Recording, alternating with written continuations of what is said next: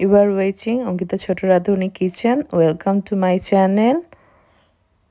তো hello everyone, আজ আমি বানাবো খিচুড়ি লাবড়া আর বেগুনি। তো তার জন্য আমি এখানে মুগ ডালটা ফার্স্টে ভেজে নিচ্ছি হালকা লালচে করে, আর গন্ধটা যাতে ভালো আসে, কারণ বেশি লাল করে ভাজলে মুগ ডালটা ভালোভাবে সিদ্ধ হতে চায় না। তার জন্য হালকা একটা গন্ধ আসা অবধি ভেজে নেব।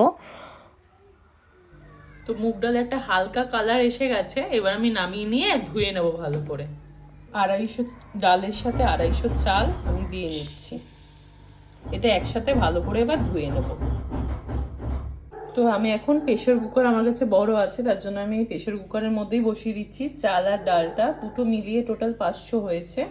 আর আমি এখানে 3 পিস আলু দিয়ে দিয়েছি। একটা বড় আলু ছিল, সেটাকে 1/2 করে দিয়েছি, আর দুটো গোটাই রেখে দিয়েছি। তো এটা এখন আমি 3টে সিটি লাগিয়ে নেব। 3টে সিটির পর মধ্যে আমার ভাত আর মানে চাল আর ডালটা পুরো সিদ্ধ হয়ে যাবে। তো খিচুড়িটা সিটি শেষ হয়ে গেছে, এখন আমি খিচুড়িটা দেখে নেব।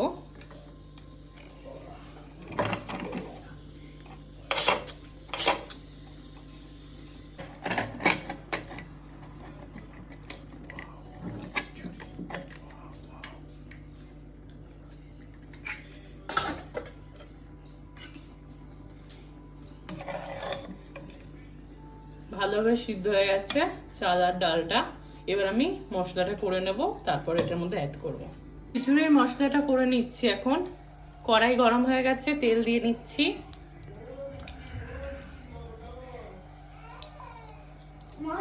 এখানে কিছুটা গরম মশলা নিয়ে নিয়েছি, আর ওই টমেটো আদা লঙ্কার পেস্টটা নিয়ে নিয়েছি। তেল থেকে ভালো মতন ধুয়ে উঠতে শুরু করেছে। এই বুজবুজিটা কেটে গেলেই আমি ফোড়নটা দিয়ে নেব। আমি খিচুড়িতে দেওয়ার জন্য একটা মশলা বানিয়ে নিচ্ছি। এটার মধ্যে রয়েছে 1 ইঞ্চি আদা, 4-5টা কাঁচা লঙ্কা, আর দুটো ছোট ছোট টমেটো নিয়ে নিয়েছি। এটা একটা পেস্ট বানিয়ে নেব। এই পেস্টটা আমি ফোড়ন দেওয়ার পরে এই পেস্টটা দিয়ে ভালো করে মশলাটা ভেজে খিচুড়ির মধ্যে অ্যাড করব।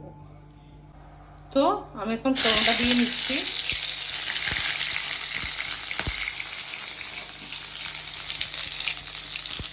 এবার আমি মশলাটা দিয়ে নেব।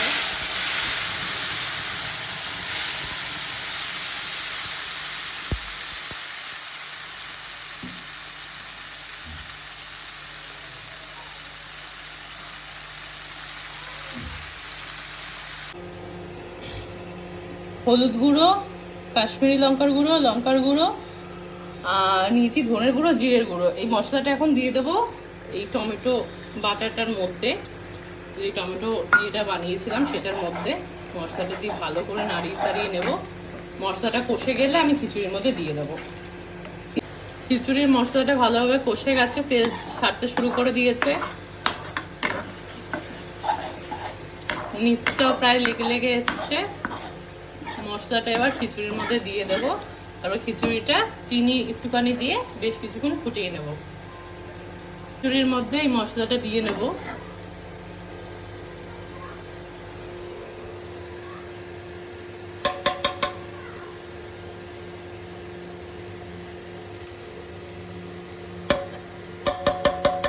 একটু চিনি দিয়ে ভালো করে মিশিয়ে নেব।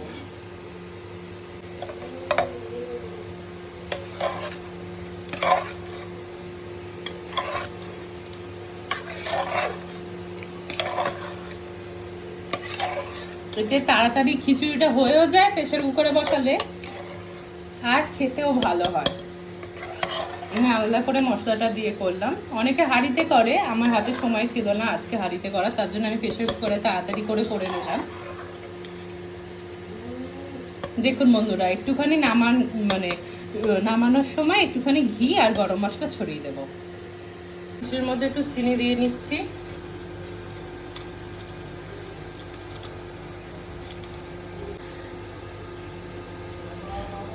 একটু ঘি দিয়ে নেব।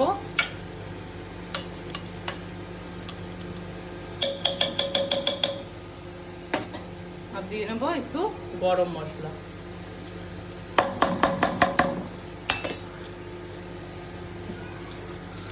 ভালো করে একটু গরম গরম অবস্থায় একটু মিশিয়ে নেব।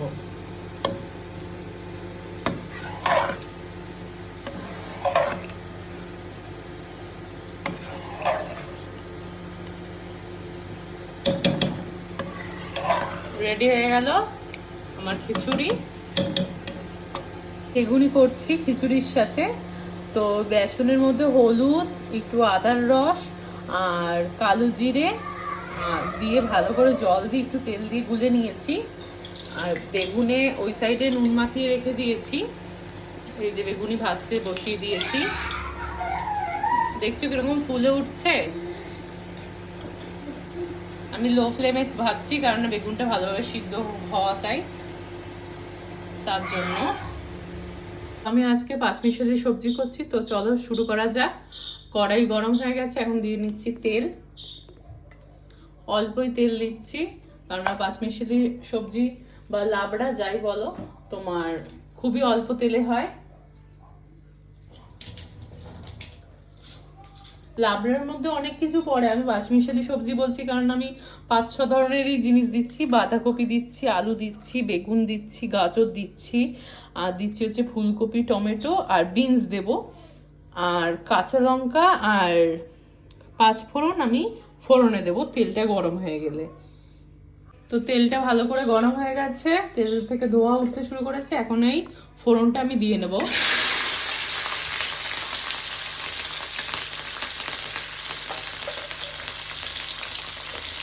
এরপরে একে একে সবজিগুলো দিয়ে দেবো। তার আগে দিয়ে নেবো একটু টমেটোটাকে একটু সাঁতলে নেব তেলের মধ্যেই। 2টো টমেটো বড় বড় দুটো দিয়ে দিয়েছি।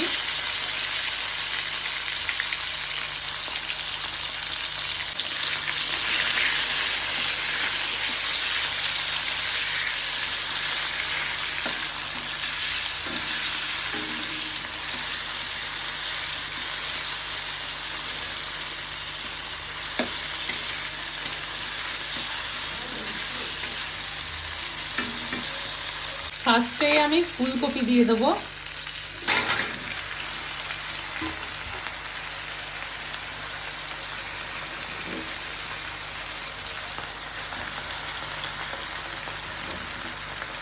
সব এক এক করে দিয়ে দিচ্ছি। বিনস অল্প ছিল তার জন্য বিনসটা অল্পই দিয়েছি আমি। এখানে একটা ছোট বাঁধাকপি, একটা ফুলকপি বড় সাইজের, আর আলু 4-5টা নিয়ে নিয়েছি, আর বেগুন একটা নিয়েছি, একটা গাজর নিয়েছি, আর ওই 50 মতন বিনস ছিল, বিনস নিয়ে নিয়েছি আমি। আর এই রান্নাটা পুরো লো ফ্লেমে করতে হবে।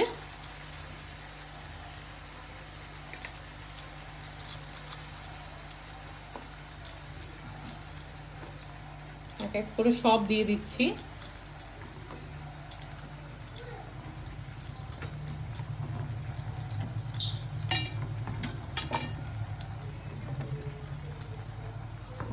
পুরো কালারিং লাগছে। এই শীতকালে একটুখানি সবজিগুলো ভালো লাগে খেতে, খিচুড়ি। আবার সেই বর্ষার সময় হবে কারণ মাঝখানে গরমকাল চলে আসবে, আজ তো করা হবে না এগুলো। তো একটু নুন দিয়ে অবশ্যই মিশিয়ে নেব আমি। এখন স্বাদ মতো নুনটা দেব।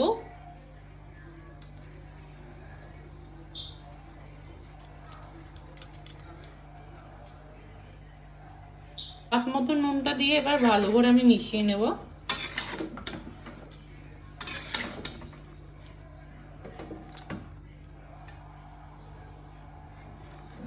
বড় বড় ডুমো ডুমো করে কেটে দিয়ে দিয়েছি আমি। আর নতুন আলু দিয়েছি এই রান্নাটায়। পুরো কড়াই ভর্তি হয়ে গেছে।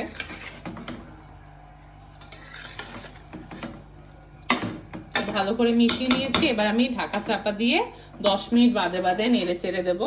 10 মিনিট বাদে ফিরে আসছি। 10 মিনিট বাদে ফিরে এসছি। তো দেখো বাবা কতটা পরিমাণে জল ছেড়েছে। এই জলে জলেই সিদ্ধ হয়ে যাবে এই সবজিগুলো সব। ওইদিকে খিচুড়ির মশলা কষছে। নেড়ে চেড়ে আবার ঢাকা দিয়ে দেবো 10 মিনিটের জন্য। এরকম করে করে আধা ঘন্টা রাখলেই তোমার সব সবজি সেদ্ধ হয়ে যাবে। 10 মিনিট বাদে আবার ফিরে চলে এসেছি। জল এখনো শুকায়নি ভালোভাবে। এবার আরেকটু নাড়িয়ে সাড়িয়ে দিয়ে আবার ঢাকা চাপা দিয়ে রান্না করব আমি আরো 10 মিনিটের জন্য।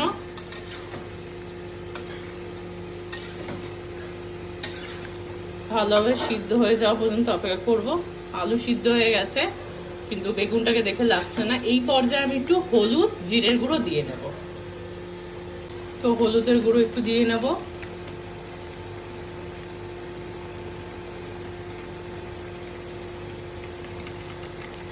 আর দিয়ে নেব একটুখানি জিরের গুঁড়ো, সামান্যই দেব।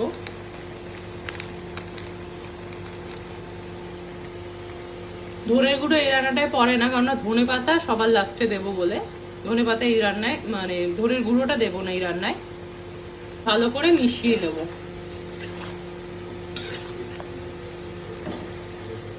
কত সবজি চাপিয়েছিলাম, আস্তে আস্তে কমতে শুরু করেছে। দেখুন পুরো আধা কড়াই হয়ে এসছে, আরো একটু কমে যাবে পুরো শেষ হবে যখন, মানে পুরো যখন তরকারিটা পুরো কমপ্লিট হয়ে যাবে আরো কমে যাবে তরকারিটা। এখন নামিয়ে দেবো। তো এক মুঠো এখন ধনে পাতা ছিটিয়ে দেবো। আমার তরকারি রেডি হয়ে গেছে। ধনে পাতাটা দিয়ে ভালোভাবে মিশিয়ে নেব।